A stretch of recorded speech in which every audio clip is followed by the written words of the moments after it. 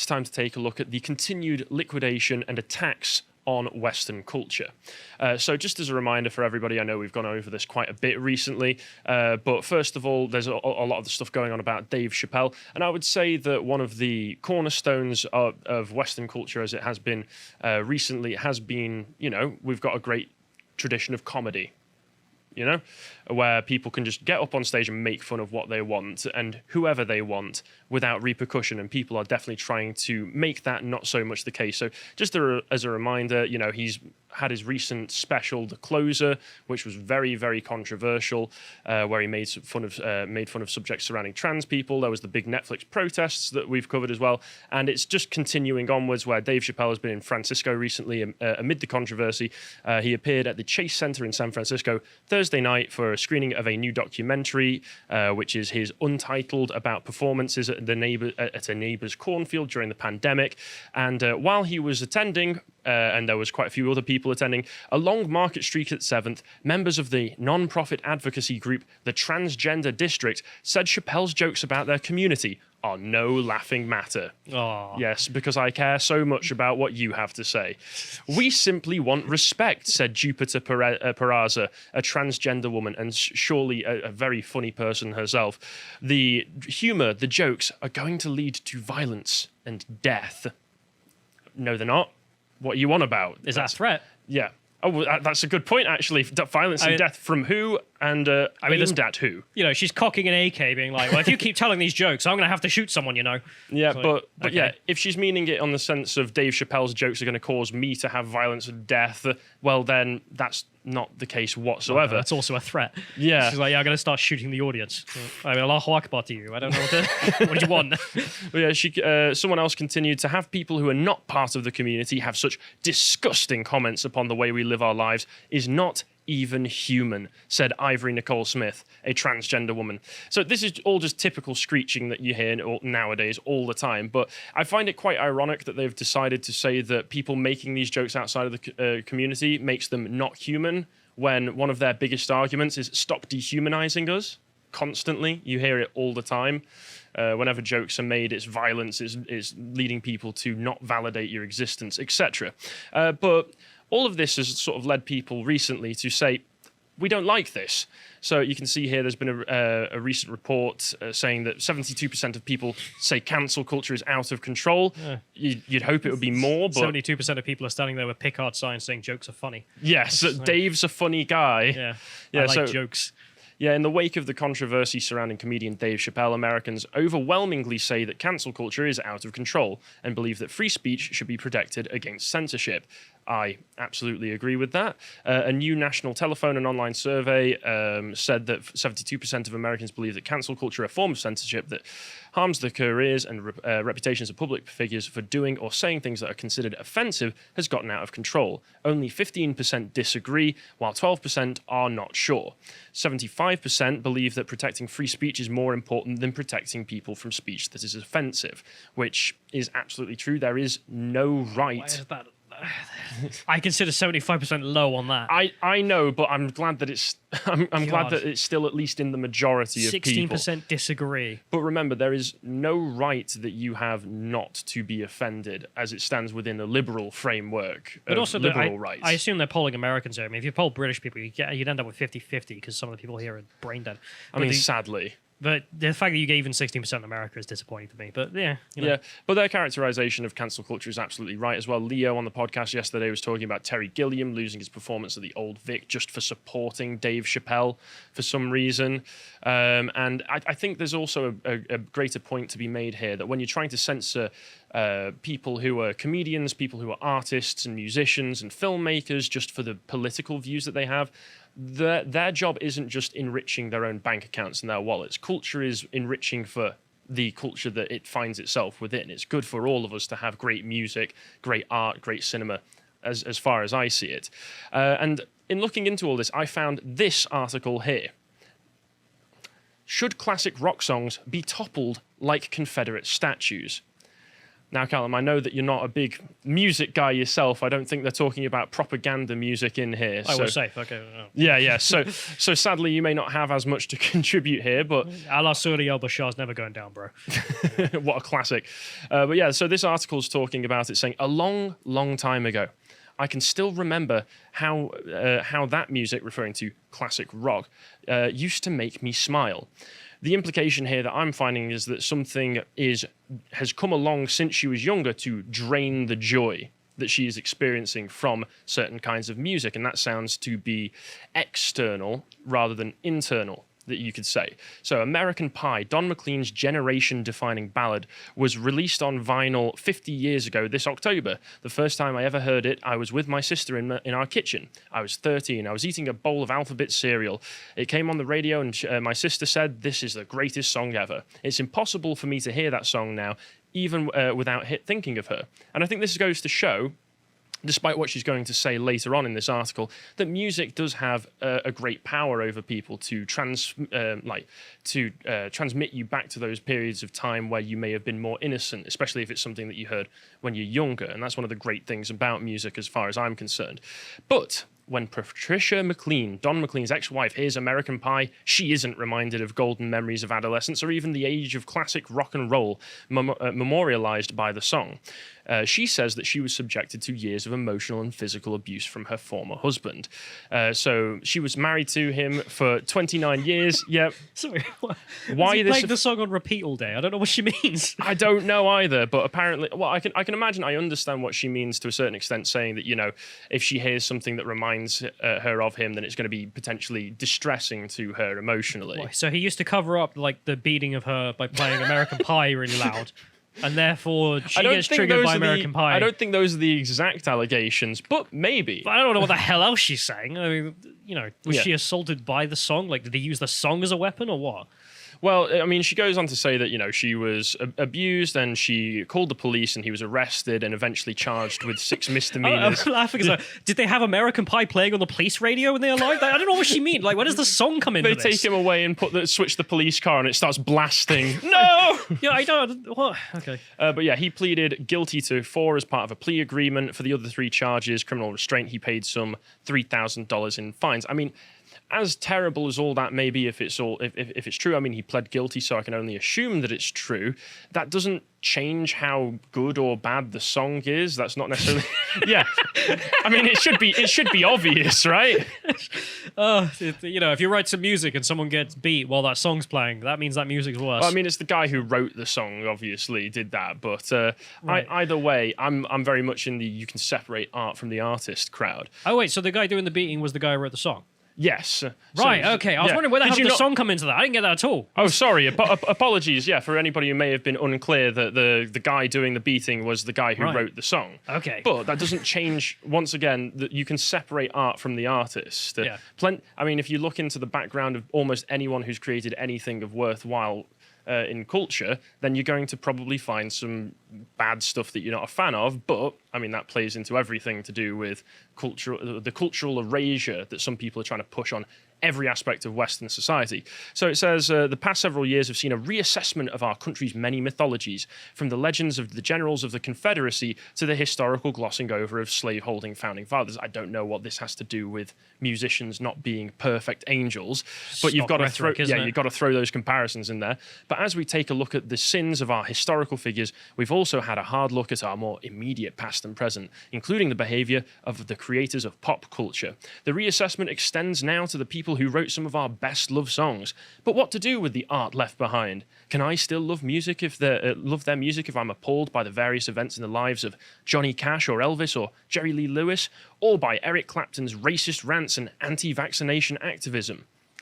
Yes, you can still enjoy the music. It's that easy. It's very easy. And also there's a bit of a point to be made here that, you know, there are contentious things that happened in the lives of Johnny Cash, Elvis, Jerry Lee Lewis. It's not the same necessarily as someone like Eric Clapton, where you might just disagree with him politically. So they're just trying to draw that distinction there, draw that comparison there, where it isn't necessarily to be found.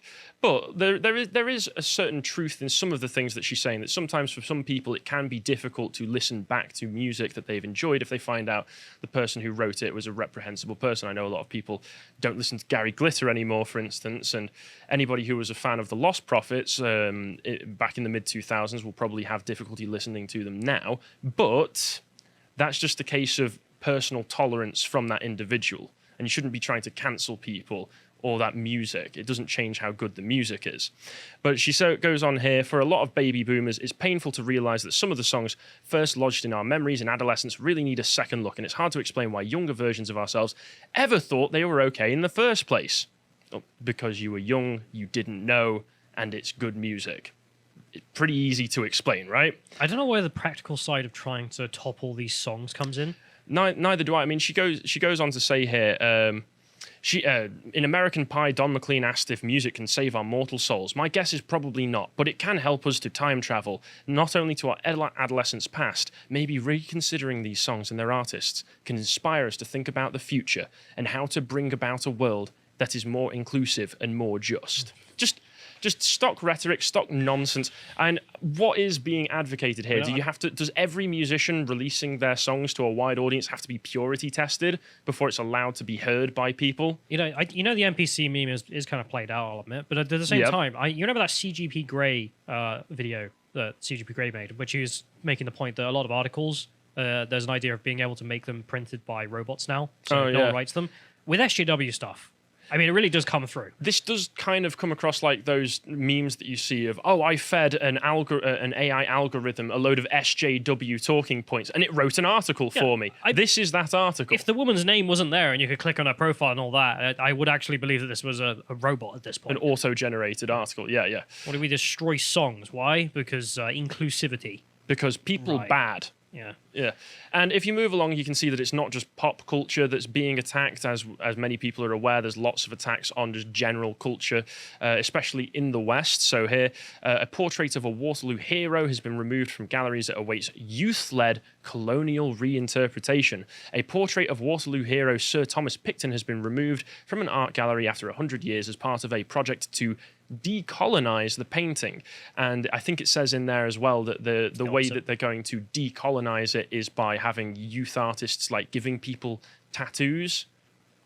This is not decolonization. This is colonization of the native culture. You have the native culture of celebrating England and its victory against the French, the Battle of Waterloo, I should say. And this painting to remember a man who was leading some of the forces and died. And we'll get rid of that and replace it with some globalist nonsense. Right, that's colonization. That's not decolonization. So just going into a bit more detail. So he was hailed as a hero following his death at the Battle of Waterloo in 1815, but his legacy as governor of Trinidad... Let's leave it there. Let's leave it there. I mean, that's the point. He's there. Yeah, that's why they're celebrating him. I don't know, he was rude to Tiny Tim or whatever else he did in his life. That's not the point. The point is the Battle of Waterloo. Sorry. I know. It's very frustrating. But yeah, so his legacy as governor of Trinidad has been reviewed following Black Lives Matter protests. What did they find out? Well, that he was a human being of his time, presumably. Did you know people in the past were racist, bro? It's not cool, is it? What? And also, why are we reassessing our history on the basis of Black Lives Matter, which is an American movement? Yeah. Or at least certainly started that way. I know we've imported it.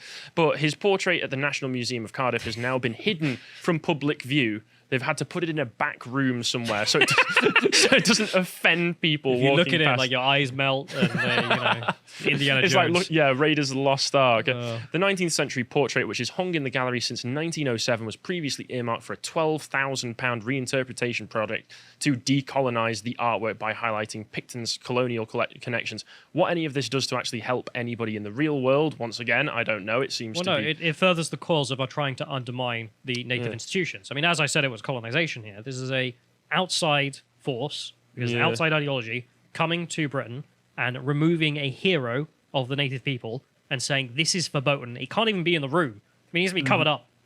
It's obscene. We have to put it up like it's some pornography or something. Yeah, kind of is British, nationalist pornography. I'll give them that. But I know. So they've said that it will remain out of sight until further youth-led work to reframe his links to slavery and empire is complete. Well, we're going to black him up. What does that mean? So if we redo him as black and then he's an African king or something, it's okay. Maybe someone's going to stencil in a little Hitler tash on him. That might be it, what they're aiming for there. So I'm just thinking, whatever reframing they do is guaranteed to be absolute trash. And as you've said, this is just an attempt to make us ashamed of our own history and embrace somebody else's history. So how do you reinvent the history that's already happened so he's more acceptable as a guy who owned slaves or whatever? Like, it literally does have to be to make him black, surely. And then it's not racial slavery, therefore it's okay. It's okay if we do it. Yeah, I mean, literally, I have no idea what else they could ever do to try and make that acceptable in their own eyes, except, get the shoe polish out. And if you move along, Michael, to the next article. Yeah, so a BBC presenter, a Welsh guy, Haw Edwards, I assume is how you pronounce that, has decided to say, hey, this is censorship. Of history, which is completely reasonable, and he's going to have a speaking to by the BBC for saying so on his private Twitter account, which it's understood that Mr. Edwards will be spoken to by the BBC in regard to impartiality guidelines brought in to control opinions being shared on social media from there. I mean, when have these rules ever been enforced on other people saying things that are, shall we say, contentious in regards to stuff that the BBC wants to push anyway? I mean, I hate the BBC. Defund the BBC. I'd love to be able to praise them and be like, the rules being applied, but you're right. It's just utter one-sided nonsense. Yeah, they're applied very one-sidedly. I don't know if you remember when those were brought in, but it was at the same time they brought in that you shouldn't attend partisan protests anymore, and they were basically looking at their leftist editors and be like, stop going to the intersectional... Please, for the love of God. LGBT protests and the BLM protests and siding with the protesters because it makes us look terrible. And they ended up making him back down on that, the guy who brought in those rules. Really? So it's bollocks. So they're only there to enforce it when they say things that they don't like. Yes, once you fight against it. Yeah, so a spokesman told The Telegraph in relation to these guidelines, we're discussing this with Haw. The News at 10 presenter posted on Twitter in relation to the removal of the portrait. As a journalist, I feel uneasy about this element of censoring history. He's absolutely right. You should feel uneasy because, once again, they are trying to colonize our history and make us feel ashamed of the things that, the Battle of Waterloo. Of the Battle of Waterloo, yeah. I mean, you would have thought the easiest kind of battle to ever argue, except maybe the Battle of Britain, as something we're on the good side here, but... Yeah. Okay. But no. And let's just take a look at the kind of art and culture that they want us to enjoy instead. So here you can see that Sadiq Khan has recently been trying to turn London into some kind of colourful zebra crossing adorned giant child's playground. Yeah. Oh, yeah. Favela. That's not a bad way of putting it. Yeah. No, I really feel like this. So you're going to... I assume this is going to be like zebra crossings that he's redone, right? Absolutely. But he's been told to stop it because visually impaired and disabled people are like, our dogs don't know what these are. Yeah. This is very bad, and also they hurt my eyes to look at. And so it says, Sadiq Khan has immediately halted the installation of controversial, colourful art crossings in London after a coalition of groups representing millions of disabled people said they were dangerous. The collective, made up of organisations including the National Institute for the Blind, Guide Dogs and Scope, said that the so-called Asphalt Art Project hurt some people. Their open letter to the mayor revealed that some visually impaired people with light sensitivity found the extremely bright artwork painful to look at. And if you scroll down so we can see a bit of that artwork, Michael, I don't think you need to be visually impaired to find that painful to look at. So, I mean... It's not just them either. I mean, I'm loath that we have to reduce ourselves to being like, yes, well, disabled people can't use it. Quite frankly, we should be able to reject it on the face of it, right? Yeah. But even then, dementia sufferers is another one that was brought up. People who are reverted to their childhood or whatever. They don't know what the hell that is. Yeah, there's a reason. There's a reason we use zebra crossings is that people recognise them very easily and they work. And that's kind of the point. Like if you start redoing all of the different kind of signage or paintings for the road, I mean, at what point can you say that actually, if you get in a car crash, it's the state's fault for redoing it in At rainbow? what point is suddenly my driving theory test invalid? Because they start changing everything. You don't have the rainbow edition. Yeah, whoops. My bad, I suppose. It added that those with learning disabilities will likely find it difficult to interpret. Abstract artwork is crossing. I mean, yeah. Khan, 51, responded quickly, announcing that he had moved to introduce a temporary pause on the installation of any new colourful crossing on its network. The halting of the project, whose cost is unknown, could be something of an embarrassment to the mayor, who had unveiled them too much fanfare. From who? I don't know. So this is just a big money pit like everything else nowadays, sadly. I actually did a freedom of information request against one of the LGBT crosswalks I saw, and they've become pretty standard at this point, so the cost has been brought down, but it's still thousands of pounds more than it needs to be, and it doesn't last as long as they say, so it's a complete waste of cash anyway. Yeah. There's something like that. I mean, you can see the detail that's involved. Someone scammed the council out of what? At least 10 grand. Absolutely. And if you want to talk about cultural erasure, you can tell in that image what they're doing with that eyesore is that they're trying to recreate the famous Abbey Road album cover. You must be aware of the Beatles' Abbey Road album cover. That's an interesting point, actually. Yeah. And that's just seems to me like cultural vandalism. Yeah. What they are doing there, because these two things are not the same. I love the plus-sized woman. I think that's what they'd call it over there Yeah, as well. being polite, yes. And person of unknown gender at the back, potentially. But yeah, and just to top all of this off, you've got Mark Gatiss in The Guardian recently saying that he's currently very, very ashamed of being English. And when to be honest, when you've got people like Sadiq Khan, I can see a little bit of where he's coming there with a lot of the cultural erasure that's going on, but that's not exactly what Mark means. For those unaware, Mark Gatiss has been in charge of Sherlock, Doctor Who, Dracula, and another number of other high-profile British cultural imports and exports, you could say. Like he was one of the people behind the reimagining of Doctor Who when they brought it back. He was one of the two writers in charge of Sherlock, that TV show, and he's is he the one that killed Doctor Who? No, maybe. Okay. I don't know how much he had to do with Stephen Moffat's reimagining after Russell T Davies left the first time. But this man has been in charge of a number of great cultural artifacts from the UK, and he's ashamed of being English. That's not a great sign to me. But yeah, he basically just says, complains about Brexit. The most terrible thing about Brexit is we always had a hard-won and very fair reputation for being amateurish but basically decent. What does that mean? Amateurish. I don't even understand what he could be referring to there. In a tight corner, you knew where you were with us, and I think that's something that's been ripped away. It's like a mask has dropped, exposing this horrible, snarling, sneering, angry, jealous face. So the people in charge of our pop culture and culture in generally don't like England anymore, and they think that we're all a bunch of sneering, angry, jealous people. So that's great. That's great for the future, isn't it? Thanks for watching this clip from the podcast of the Lotus Eaters. We broadcast live on lotuseaters.com at 1 PM UK time every weekday. And we also have loads more content that we don't put on YouTube, such as the memes and video comments from our community. Every week we also have new episodes of our regular series, Contemplations and Epochs. In Contemplations, Josh explores interesting and diverse topics, such as the science behind the need for fathers in the home, or why people believe in ghosts and the paranormal. In Epochs, Bo and I go on, often at length, about various events and periods in history that are particularly fascinating. We've just finished a 5-part mini-series on the 100 Years' War, which I particularly enjoyed right up until the end of it when, spoiler alert, the French won. Alongside our excellent team of in-house writers, we also commission articles from outside contributors, and silver and gold tier subscribers have access to an audio recording of each premium article, so you don't have to read it yourself. We interview various contemporary thinkers and entertainers, as well as host the recordings of our live events. We also have a series of premium video content on the site, which we think is particularly worthwhile, or we simply can't put on YouTube because their editorial policies prohibit reasonable discussion on the subject. Personally, I think the deep dives we've been doing into critical theory and critical race theory are most important, as we reveal the origins of intersectionality and the plan that the radical left has for our societies. We are funded almost exclusively by our subscribers, so if you'd like to join us in the work we're doing, head over to lotuseaters.com and we'll see you there.